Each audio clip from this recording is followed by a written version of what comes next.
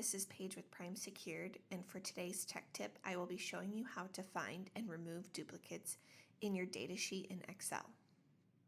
There are multiple ways to identify and remove duplicates.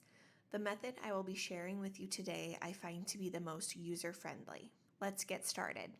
Inside my Excel sheet, I have a list of contacts and phone numbers, some of which are duplicated data entries. The first thing I want to do is identify which values are unique, meaning there is one single entry, and which values are duplicates, meaning there are one or more entries. First, I'm going to single out the unique entries. To do that, I select the data, then in the tool ribbon select Conditional Formatting, highlight Cells Rules, and then Duplicate Values. In the pop-up window, I want to switch Duplicate to Unique, then select the highlight color to green and hit OK. This highlights all the instances of a unique value. I want to do the same step to identify the duplicates. Select Conditional Formatting, highlight Cells Rules, Duplicate Values.